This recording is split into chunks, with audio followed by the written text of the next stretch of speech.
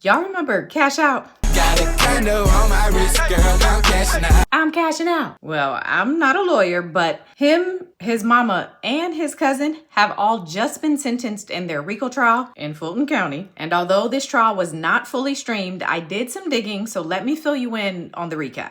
So, according to the indictment, Cash Out, whose real name is John Michael Gibson, his mother, whose real name is Linda Smith, aka Morenica Vinny, and then his cousin, Tyrone Taylor, aka Ruski, used their record label and Cash Out celebrity status to lure women in by making promises that they'd make money and that they'd be taken care of by him, only to then flip the script, assault the women, and then traffic them. Here's a clip from the prosecutor's opening statement describing all of this. Also, shout out to Kat Nat Williams on YouTube because I took clips from her page because the raw video from the opening is for some reason gone. John Michael Hakeem Gibson, also known as Cash Out. You will learn that he is the leader of this organization.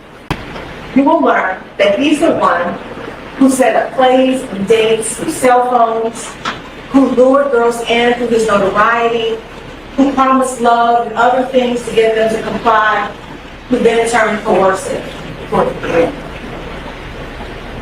Linda Smith, also known as Morenica Vinny, also known as Mama Cash Out. You will learn that she is the mother of John Michael Gibson. And you will also learn all of her involvement, even including being a manager of sorts, even making clothes for girls to wear as they sold themselves. Tyrone Taylor, also known as Ruski. You will learn that he is a cousin of Cash Out, John Gibson, and you will learn of his involvement. He was like a recruiter. You'll learn that he was trying to be close to someone who's famous to meet somebody. You'll learn that he got involved with a young girl he never even knew before, with the promise of a safe place for her to lay her head. And so, because according to the prosecutors, this group of people, which they say Cash Out was the leader of, committed crimes such as trafficking, false imprisonment, play for pay, tampering with evidence, and possession of a weapon during the commission of a felony, all for the benefit of their group, Fulton County prosecutors charged them with the RICO. Cash Out specifically was charged with the RICO, as well as charges for grape, trafficking, battery, pimping, maintaining a place for the purpose of play for pay, and some other stuff. His mother was charged with RICO, trafficking, play for pay, and pandering. And pandering in this instance basically means that she either persuaded women to engage in play for pay, or she brought them to a place where she knew they were going to be persuaded to engage in play for pay. And then Cash Out's cousin, Tyrone Taylor, was charged with grape, trafficking, false imprisonment, tampering with evidence, and some other stuff. Now, altogether, this case seemed to center around 9 victims that were allegedly trafficked. But again, because it wasn't streamed, I could only find one small clip of one of the victims testifying. The woman testified she couldn't leave the house and was only given food if she made money, claiming this isn't how she thought things would go. That we could be a team and make money. I didn't think it would be making money like that in that type of way as hooking up with people to make money, prostitute. Now, Cash Out's defense to all of this was that this organization was not a criminal enterprise and that he didn't recruit or force anyone into trafficking.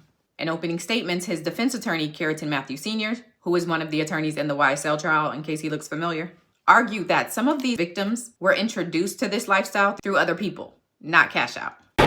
And you will hear her tell you, it's this girl named Raven I went to high school with. You're not going to hear that Mr. Gibson recruited her, enticed her to be pimped or pandered. In regards to another victim, the defense attorney said that she moved to Atlanta to be with someone other than Cash Out, and the whole time that she was in Atlanta, she was free to communicate with who she wanted and leave when she wanted. You will hear that she moved to Georgia from Indiana to be with a man named James Jefferson. She did not come to Georgia to be with John Michael. You will hear that she was in communication with her mother. There was no pimping or pandering. And then in regards to the alleged house that Cash Out maintained for the purpose of play for pay, well, Tyrone Matthew Sr. said when police raided that house, they found nothing connected to play for pay. that this place was a place to practice prostitution. The evidence is going to show, ladies and gentlemen, that there was a search warrant that was conducted at this address.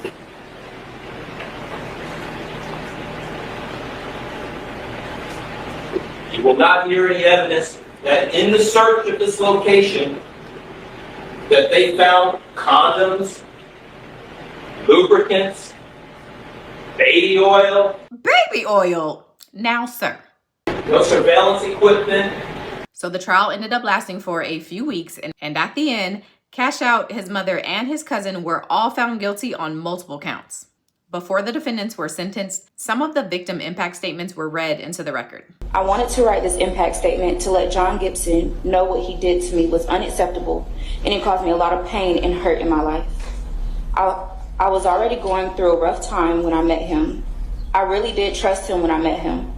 He promised me that I would get my kids back, which was a big effect on my life because at the time, that's all I wanted was to have my kids in my life. I thought I would be able to go back home, have things for my kids, and be able to get my kids back in my life, but that was empty promises. I have gone through so much since all this happened. I have gone through many doctor's visits. I've done a lot of therapy to try to overcome this situation that affects me to this day. I have PTSD, I have depression, anxiety. It's hard to sleep at night without having flashbacks and night terrors. And I hope that John Gibson, his mom, and cousin get what they have coming to them through this trial. The next statement was from the mother of one of the victims. Our daughter became involved with the defendant in the summer of 2015. She had just only turned 21 in the March of the same year. Because she was so young, we were still paying for her car insurance, her cell phone. This is how we located our only child, who was taken from North Carolina to Georgia with a promise to be his girlfriend and even told he was meeting his mother. And all these warm and fuzzy triggers played into the scam of his wealth and the role that he would play in these women's lives. Using his one-hit wonder status. You better shade him, mama. To steal their person.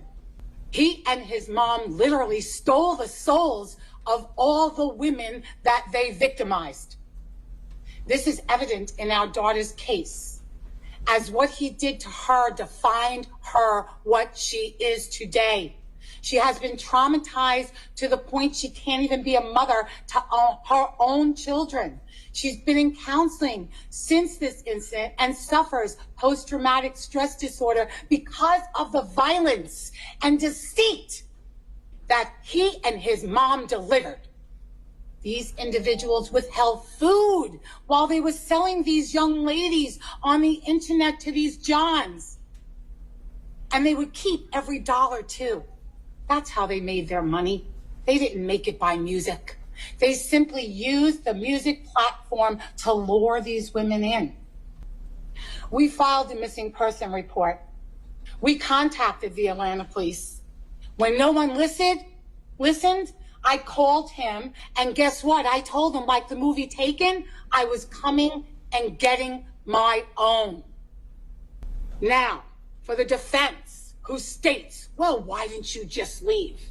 Because these clowns were everywhere and literally at the side of my car. I want you to focus your statement as an impact statement, and I want you to direct your comments to me, okay? Okay.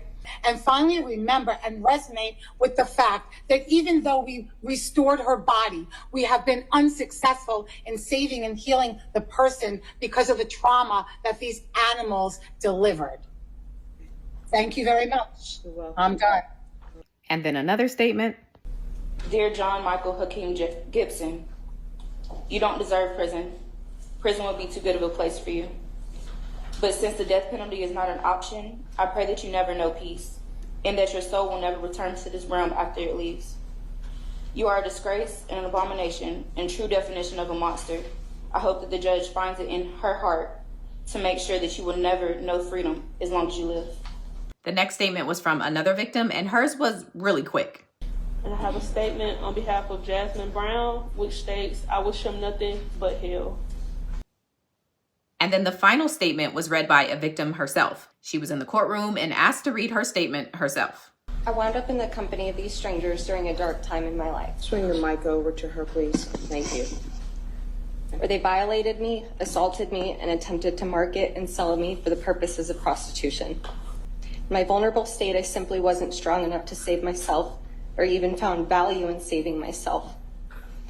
These defendants not only saw this and preyed on this, they further violated, assaulted, and victimized me and attempted to profit off of this vulnerability as if my body was a wholesale product they sought to make revenue from.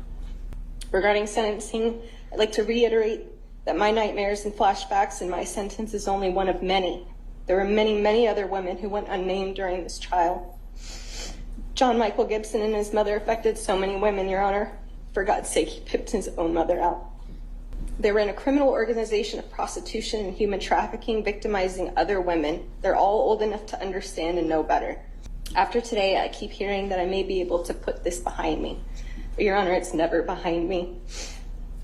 It's always with me, even in my sleep and my subconscious. I wish I could better describe to you what it feels like to be a broken human being, to be broken by witnessing and enduring true malevolence. It changes you, it shakes you to the core, and the reverberations are like a ripple effect from a pebble in a pond that ebb and flow for eons. The defendants showed no mercy when sentencing me, and I ask you today that you take that into consideration when sentencing them. Thank you again. And then after that, John Gibson, aka Cash Out, gave some words.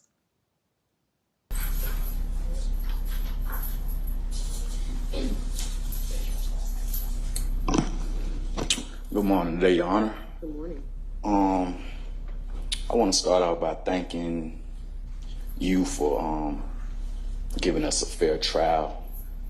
I want to thank the jurors for the amount of time that they put in to judge this trial. This time being on this trial, I was able to see how the jurors are put in a tough position to, sit there and judge someone's life. It's a hard decision, and I felt like they made the wrong judgment. Oh. I've done things in my life. I'm not perfect, but the things I've been accused of, I know that I haven't done those things.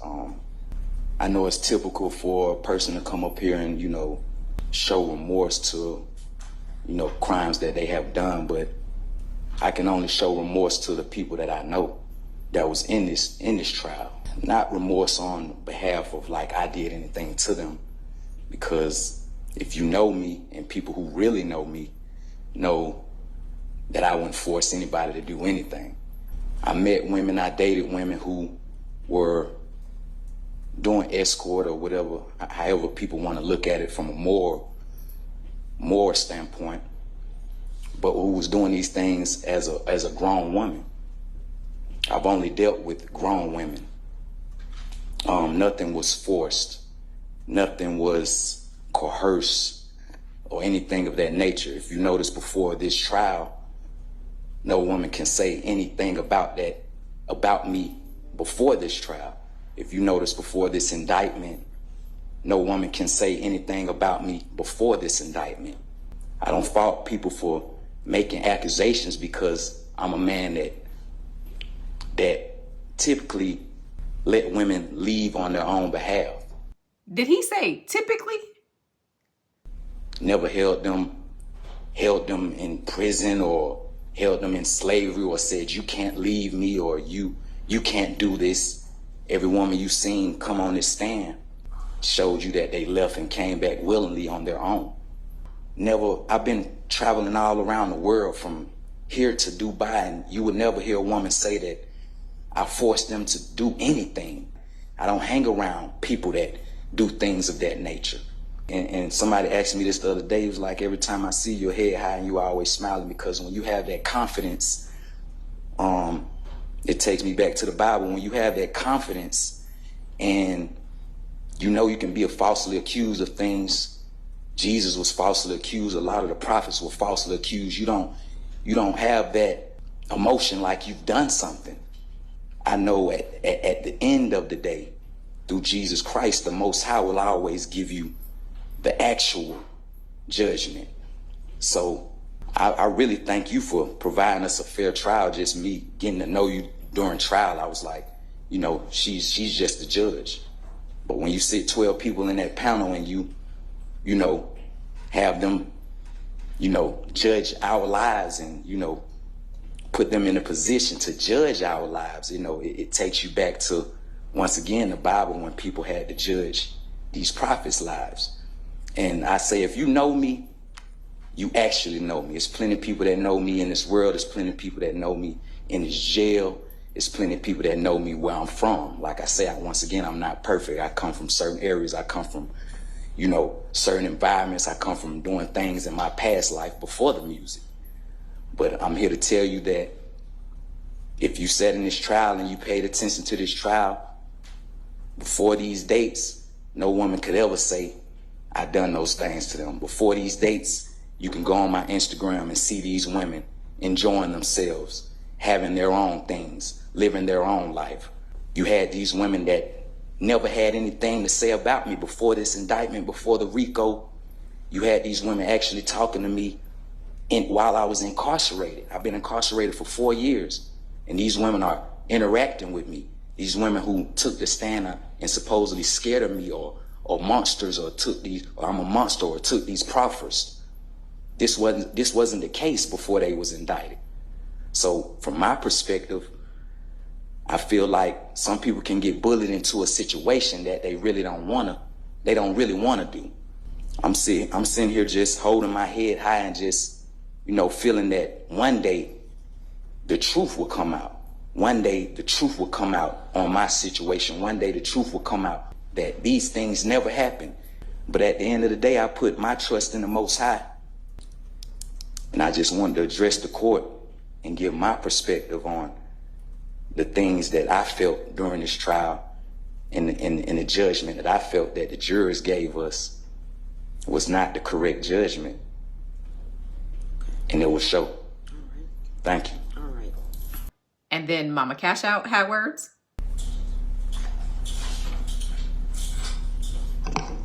I'd like to say thank you for giving me an opportunity to speak.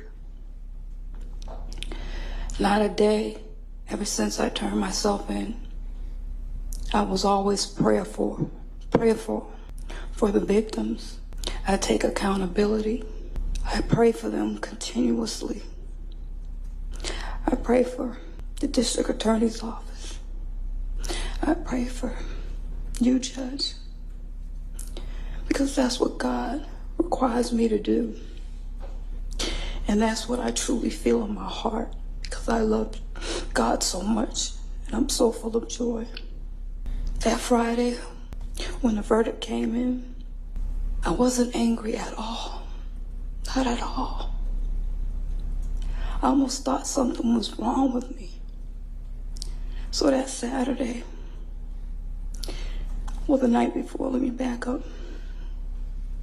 I talked to God like I always do. And he said, I must give my testimony to the young ladies in New Beginnings. And I said, Father God, I don't want to put my business out there. That's my business. But Father God said, your business is my business, and my agenda is your agenda. So I gave my testimony to about 35 women in the New Beginnings pod with me. God was speaking through me. I give him all the praise and glory. It's not me at all. I'm so sorry for the victims, and I pray for them and will continue to pray. Because God says, if you love me, you love others. Whatever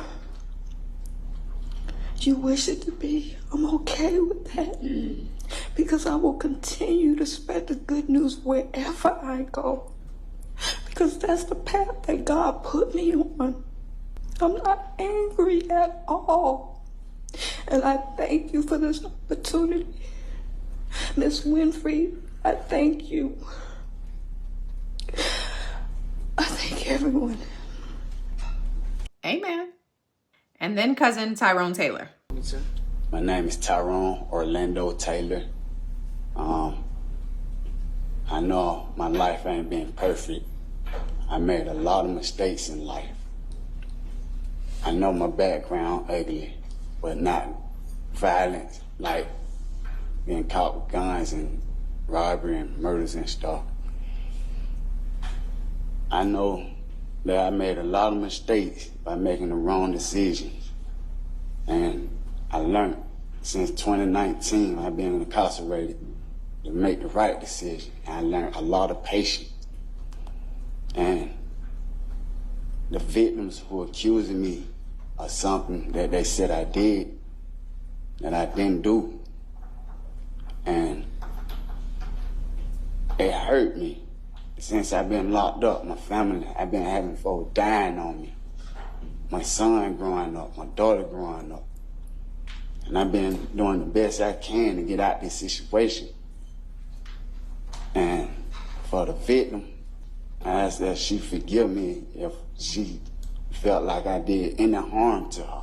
I don't harm no one. I help people. I always have jobs that I work. I was a chef.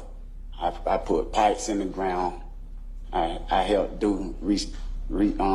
create Centennial Park, the Kroger off Ponce Leon.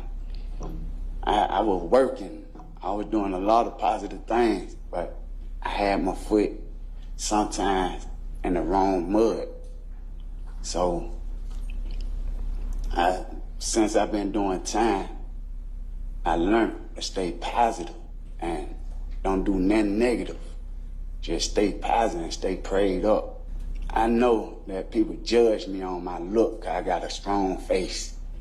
I'm a man. I look like that. I can't help how I look. I'm not no violent person, no hurter. I don't hurt nobody.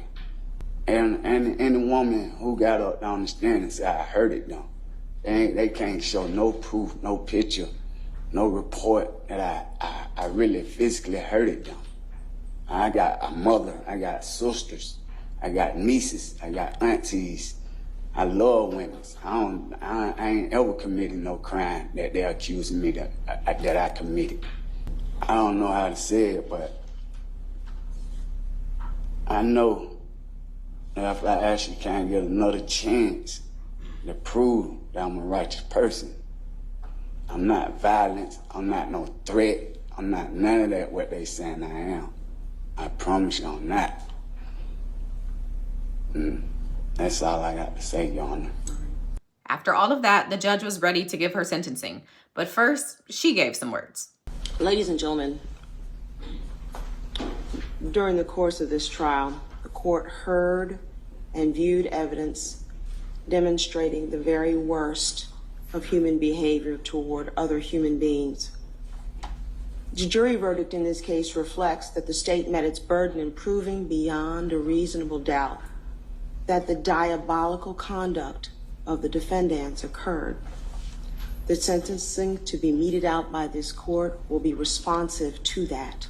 Cash Out and his cousin Tyrone Taylor were both sentenced to life in prison plus 70 years, and then Mama Cash Out was sentenced to 30 years. And with that, they may be taken back.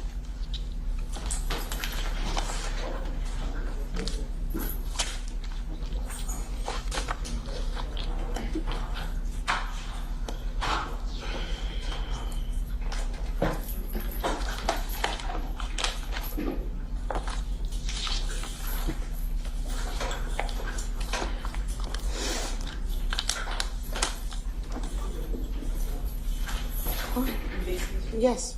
All right. Here's your excuse.